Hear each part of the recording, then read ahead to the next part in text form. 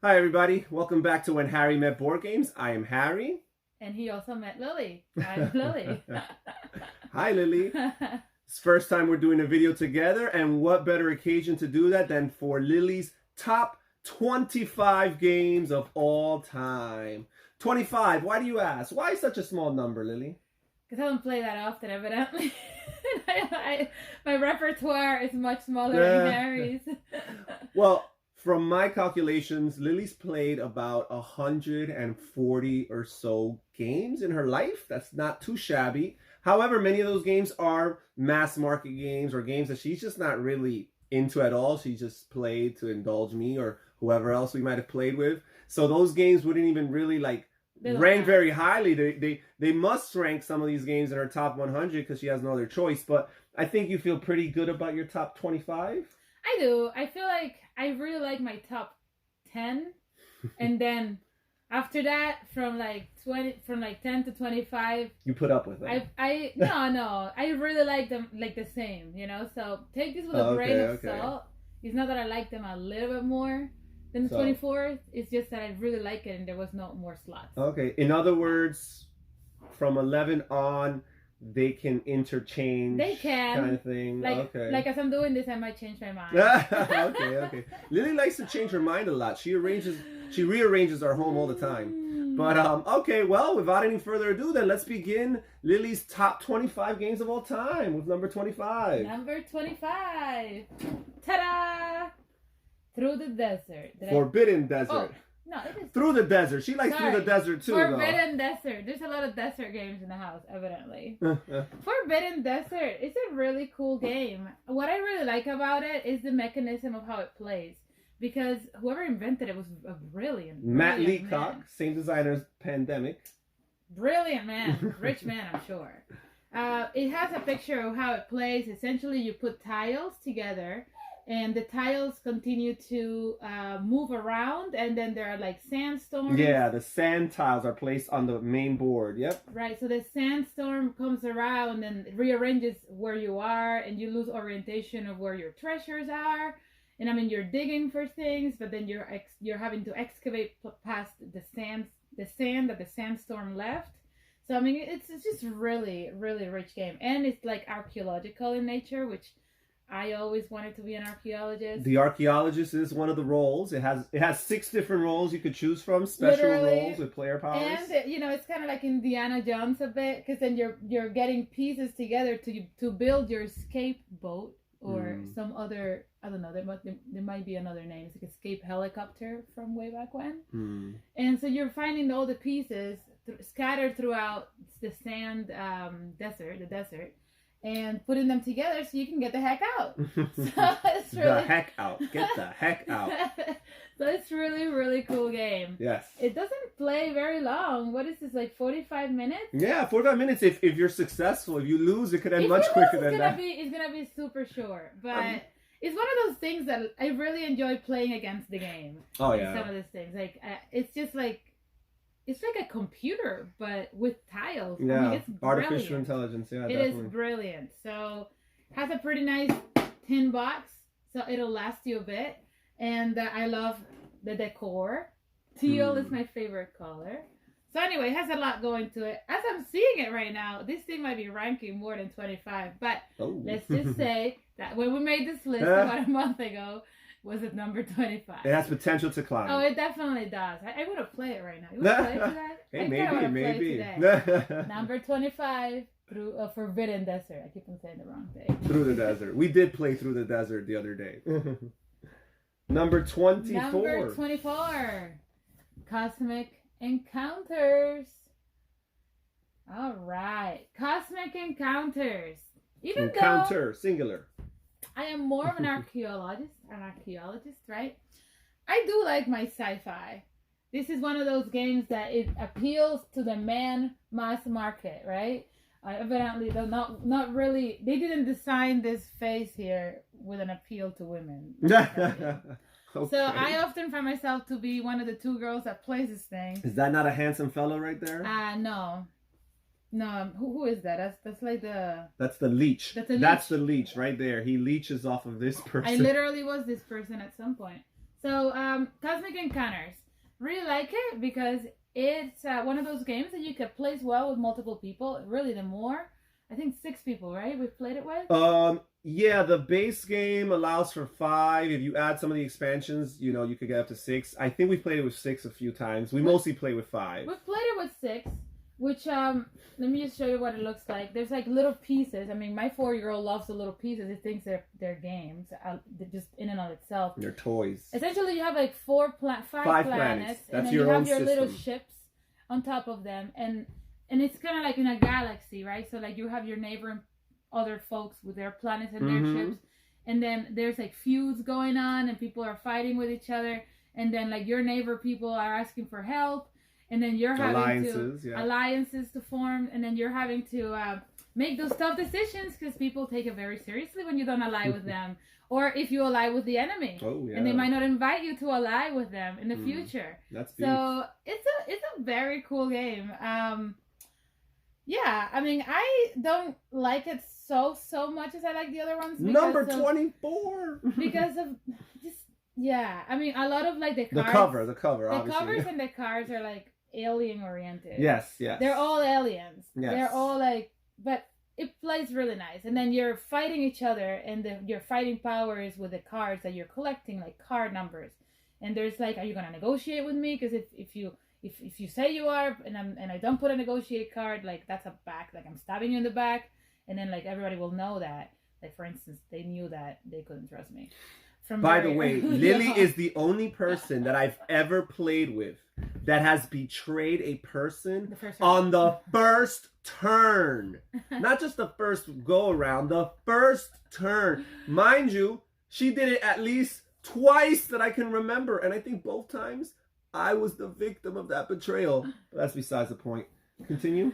It also has like morph cards, like 1 or 2 morph cards that essentially could be anything that the other. It's one morph card, that the other player plays. But imagine like you're playing and you're like the other person's like, oh, I'm gonna win because I have like a 30, right? I have an amazing card. I have an amazing card, and then the other person like throws a morph card, and which just copies it. And all of a sudden like copies either the negotiate card, the alliance, and the number. The number, yeah. I mean, you can like ask your people that you ally with, oh, do you have any other cards to like put on top? Reinforcements and like +5, +3.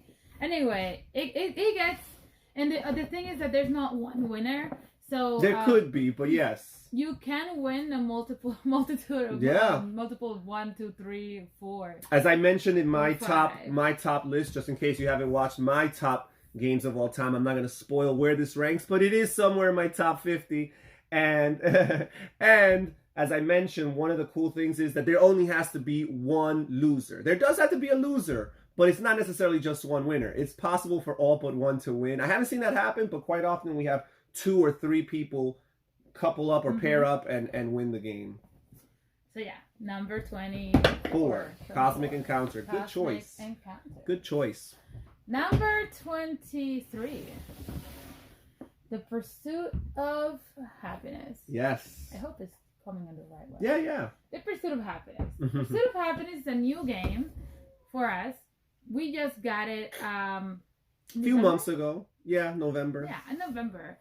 So it's one of those games that makes me a little depressed as I play it. Hence why it ranks a little low on my list.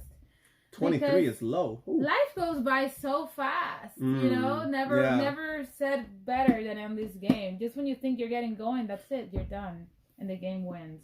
So it plays. It helps you. Like it has decades that you go through, like a childhood. Yeah, each round represents basically a decade. Adulthood, and then like after you turn 50, essentially like you're done. So yeah, it's a little bit. I think they should really add a couple decades. Like life expectancy is increasing in the U.S. That's neither here nor there. So I mean, you can have like different activities. You could do different projects with your life. You could get different jobs, climb a ladder, or invest in partners. Relationships, right? Marriage. I do have to say they really didn't think well about the whole partners and investment and children. The game doesn't reward you to have a. It doesn't reward you with points as it does with the other stuff if you invest your time in a relationship. Well, relationships, they take investment. They take a lot out of you, lots of time. I like to play this game kind of like you would like to play The Sims, right? Like the computerized version. But it doesn't the game doesn't align with my view in philosophy in life, because I put a lot of time into children and partner in my job, and that's really it, you know. I mean, the project would be like what we're doing right now, for instance. But yeah, it doesn't reward you. Like, it rewards you with more money and health points. Oh yeah, and like you can never become healthy. There's like one card that has a salad in the whole thing. So I mean, we've played it 4 times, and literally we encountered that card 1 time that you got like your health points out. So you'll die. It's just a matter of when. It's a worker placement game, but it's very unique in a sense, because usually worker placement games, when you place your worker on a spot to activate an action, you block off your opponents from that spot. Here in this game, you don't block your opponents. Your opponents can use the same spots. Technically, you're blocking yourself, because you can choose to use the same action within the same round, but if you do, you need to accrue some stress. And stress is bad, because as Lily mentioned, the lifespan in this game tends to be very short. And the more stress you accrue throughout the game, the shorter your life will be. So as we said, we put a lot of Hi, Michaela. This is Michaela. We put a lot of eggs in the children basket, and the game doesn't really reward that very much. So yeah, it's a pursuit of happiness. You're never gonna be happy with it. You might not actually catch up to happiness, but you could pursue it all you want. Be happy. It's a good game. It's a good game. Yeah. Number 23, Pursuit of Happiness. It's a good exercise if you're ever bored and want to imagine what a life is. Yeah, a little bit of role playing. If you like the game of life, I'm sorry, this is a serious upgrade. Yeah, no, it is better. But then again, the game of life has already passed my 100. So.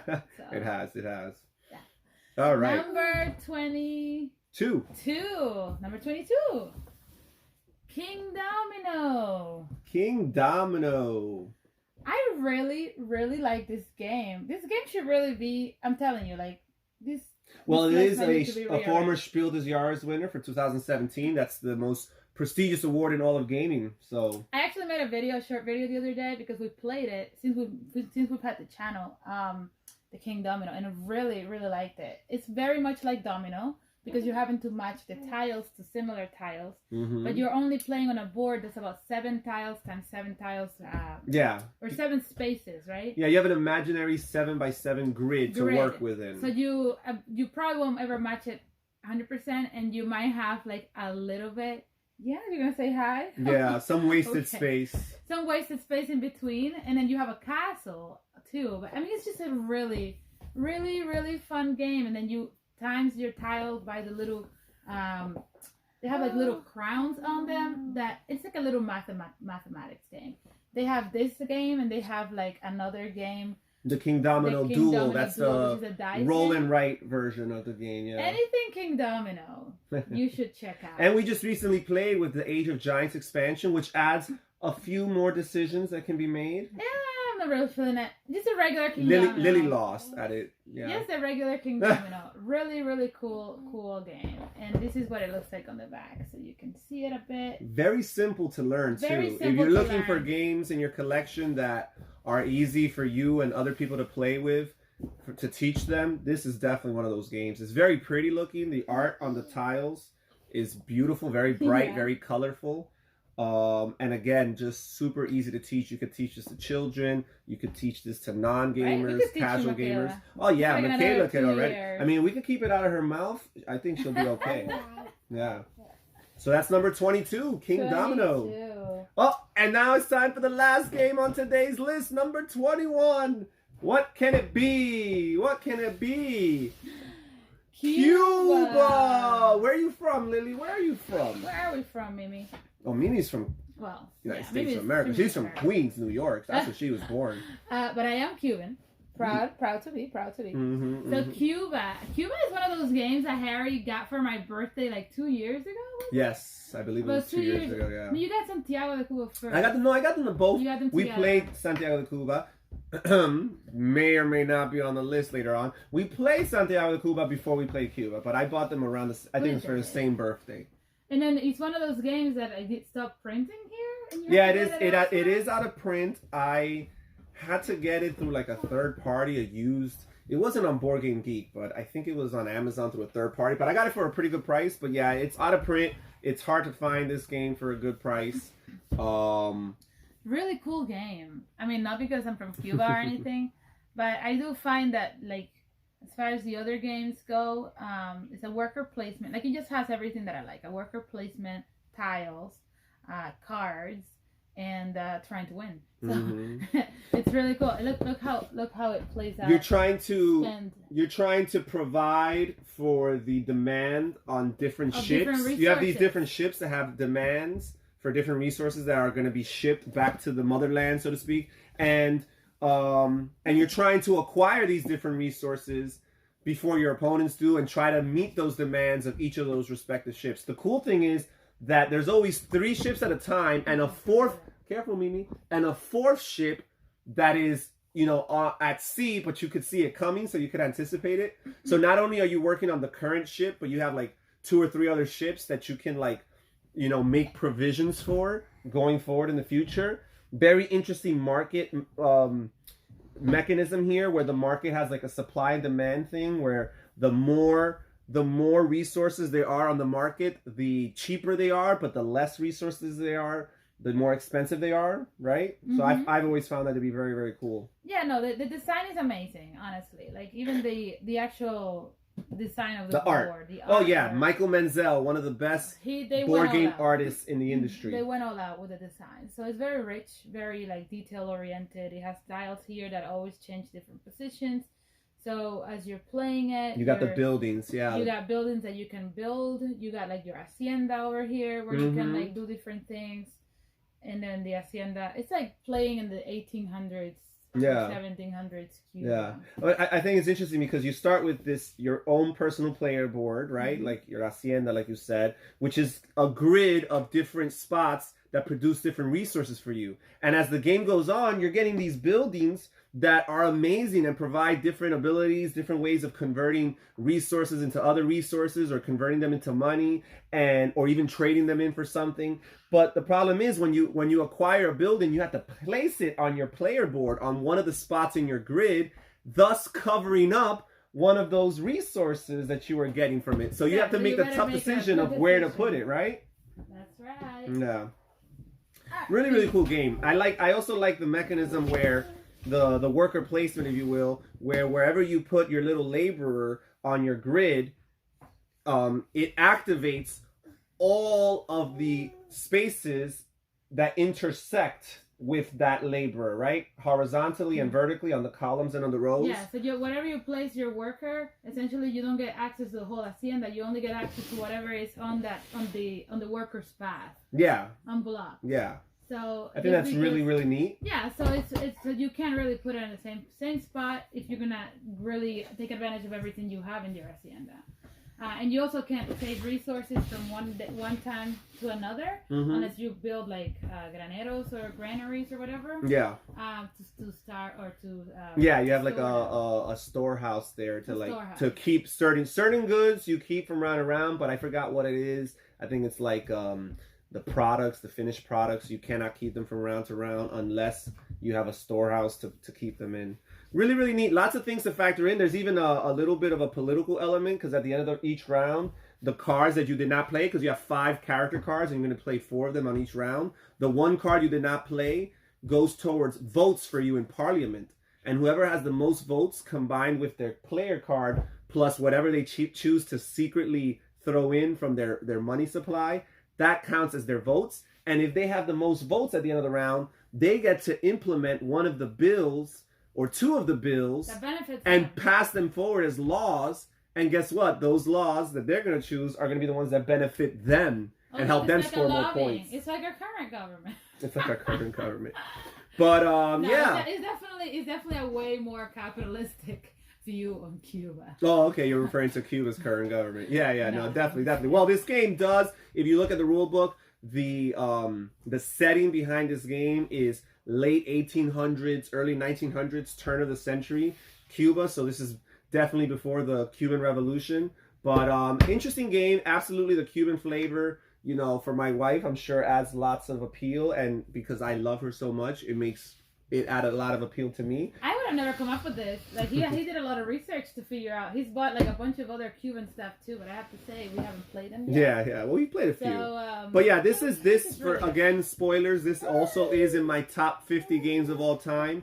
And I'm not gonna spoil exactly where, but if you want, Mimi, if you want, you could just watch my videos and find where it ranks. But it's a really, really good game, and we've had lots of good experience with it.